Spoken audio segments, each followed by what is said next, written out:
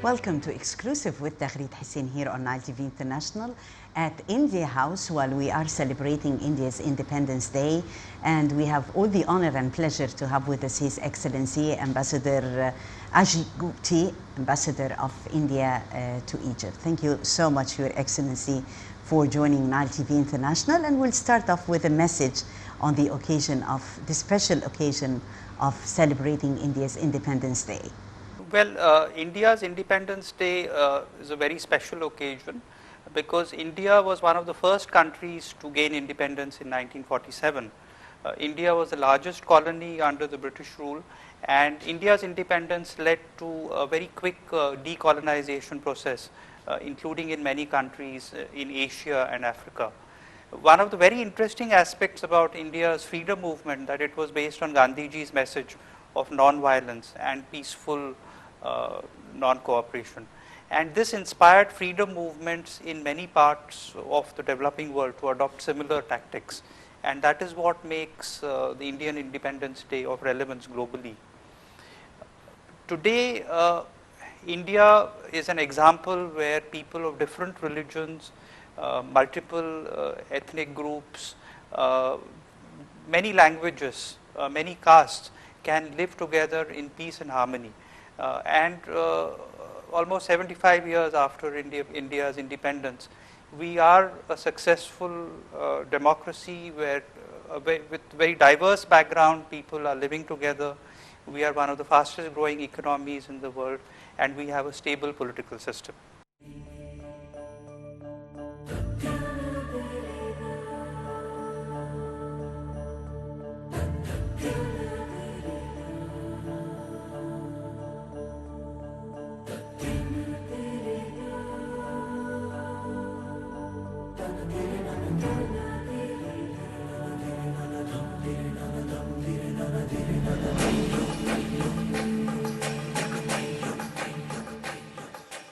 We were talking, Your Excellency, about our distinctive bilateral relations binding both nations. What would you tell us today about going the extra mile to take our bilateral relations into new levels?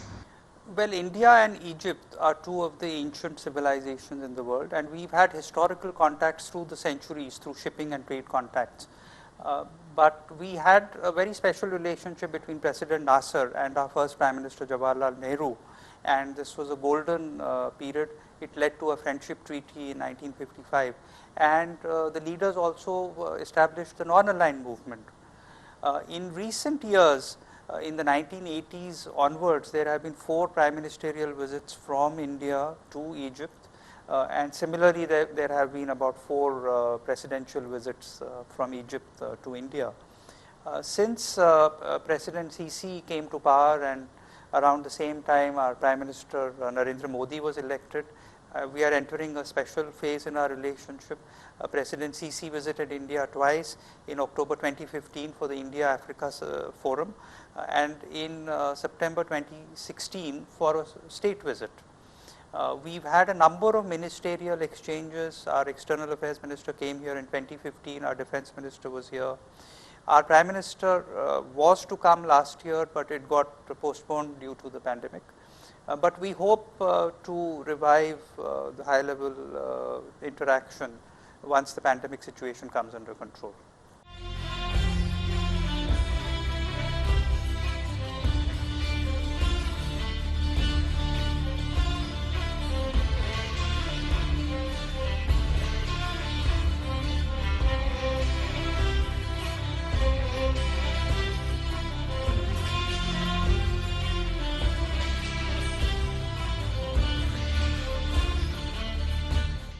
Definitely, two older civilizations in the whole world, Egypt and India, and we're moving together into further cooperation on more than one file. For instance, in the field of economy, Your Excellency, we are also seeing eye to eye on moving forward, achieving more growth levels in that respect. You see, one of the very interesting aspects of the bilateral relations is that is the quantum of trade and investment flows.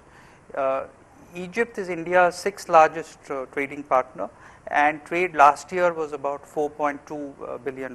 It was more or less evenly balanced. Indian companies have invested significantly in Egypt. About 50 Indian companies have invested about 3.3 billion US dollars, which is quite large by Indian standards. We are also confident that these investments will continue to grow in the near future. I am aware that several companies are actually in the process of making large investments. We are also trying to see if more Indian investment can be encouraged in areas like the Suez Canal Economic Zone, because Egypt enjoys a strategic location. It has a number of FTAs. It provides access to the markets in Europe and the Gulf and also the US.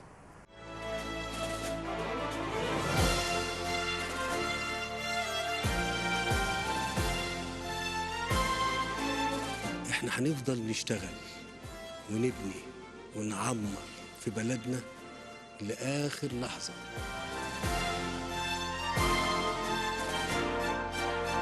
خلونا نحط ايدينا في ايدين بعض. احنا لا نبغي إلا البناء والتنمية والسلام.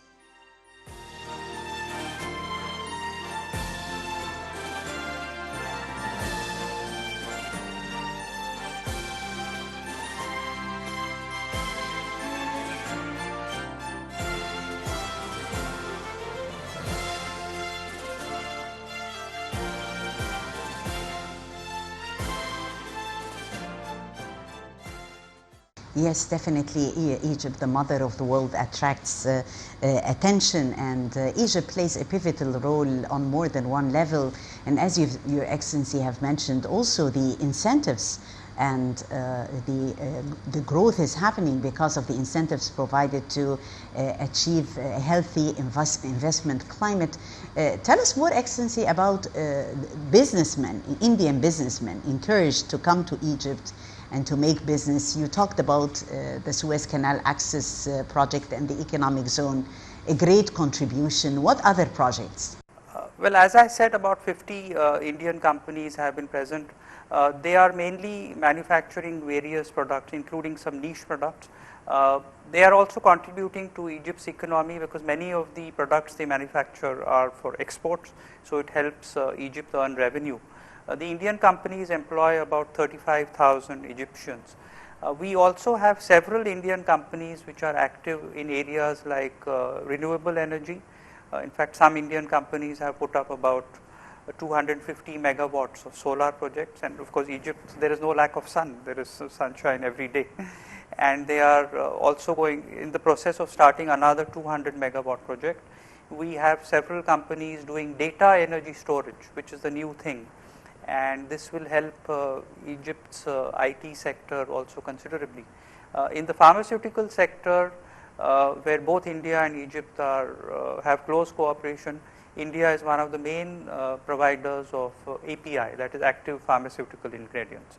So there's a lot of potential to continue to increase our cooperation and collaboration. Yes, definitely, Ambassador. And also among the most distinctive part of cooperation is the cultural field, boosting cultural relations between the two oldest civilizations in the world.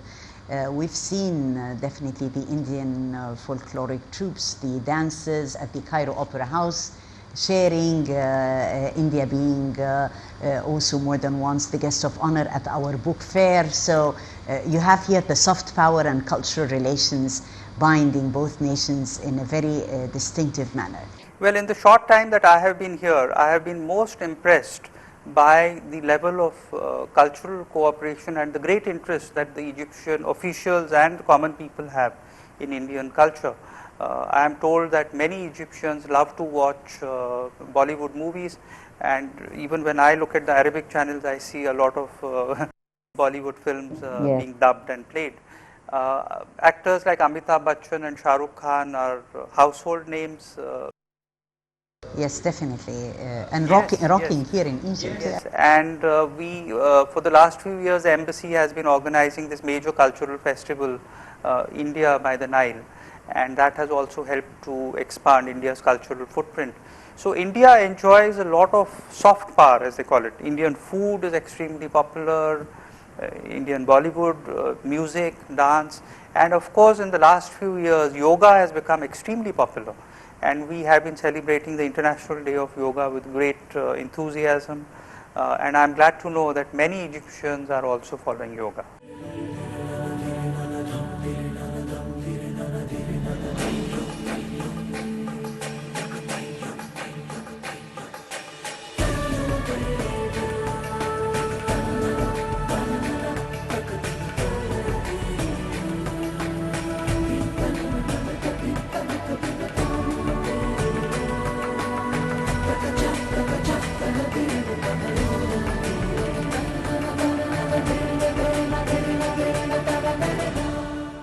Yes, very interesting, and Nile TV had the honor to cover the yoga event, and it had a great feedback. Ambassador, talking about India as a beautiful destination, marvelous destination to visit. How can we market India today in Egypt so that we are going to achieve this sense of exploration, explore India, explore Egypt, explore India?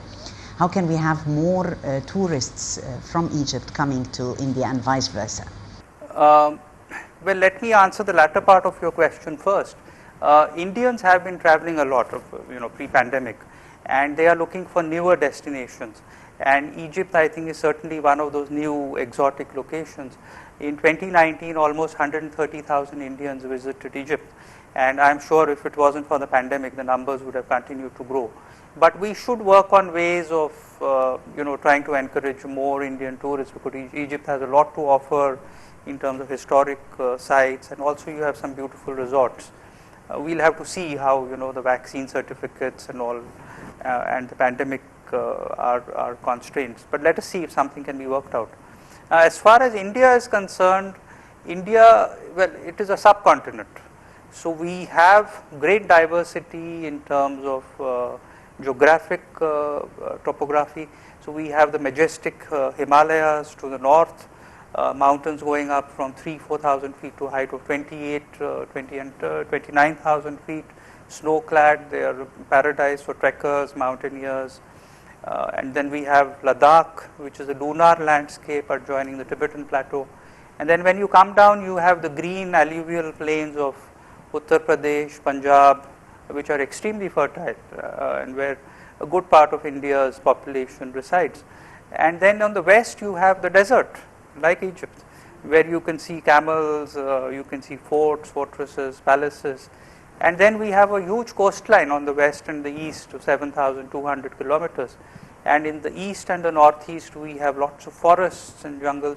So when I see Egypt, which is basically, I think there is a lot that India offers.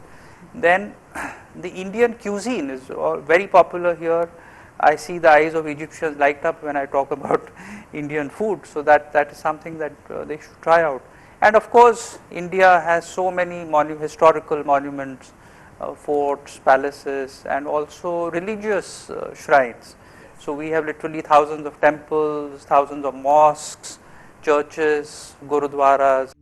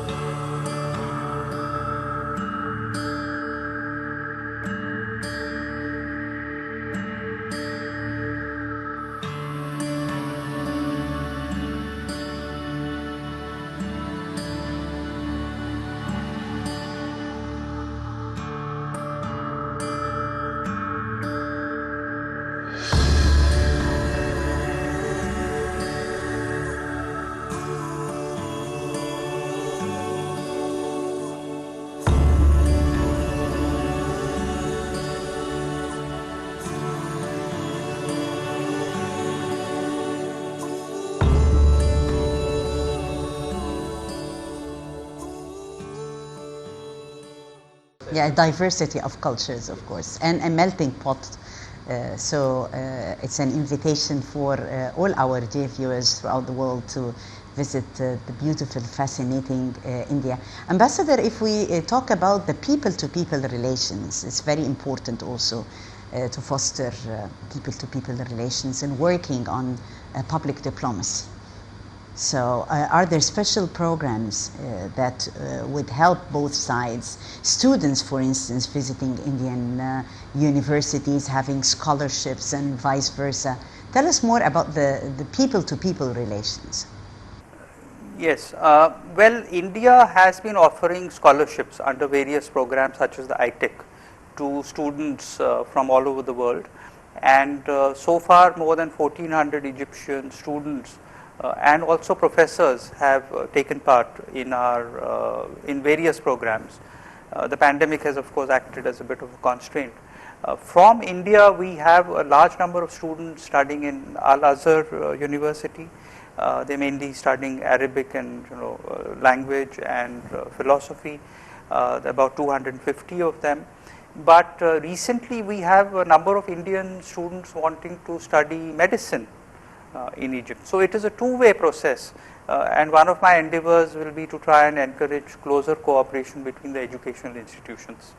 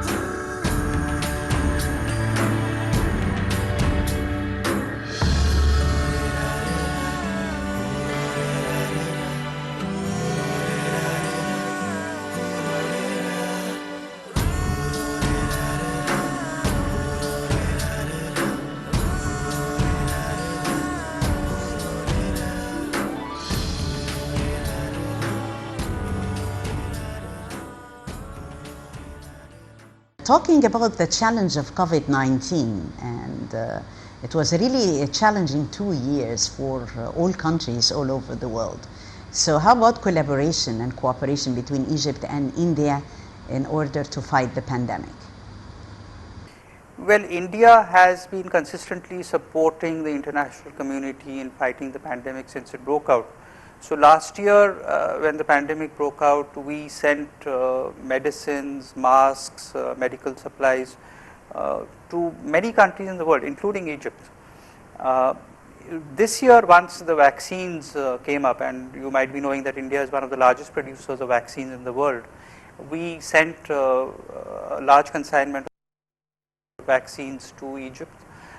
And we hope that in the next few months there can be more cooperation, because India is the leading manufacturer of vaccines in the world.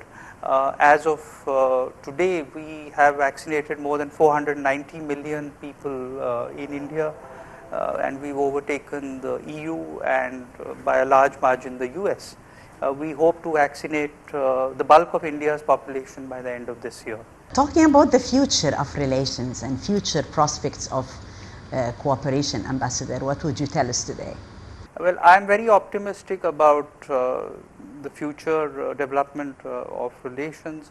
What I'm trying to do is to revive some of the mechanisms which had met before. There are several joint consultative bodies. We have a number of agreements which are ready for signing. As I said, subject to the pandemic, we'll try and have more contacts at the ministerial level. But we are also trying to bring some more business delegations, and I'm glad to say that just as we speak, there is an Indian delegation, trade delegation here in the food processing sector. So I am very confident that our bilateral relations will reach a new level in the next few years. We are really sure that together, working together, will take our bilateral relations into new heights, Your Excellency Ambassador Ajit Gupti, Ambassador of India to Egypt.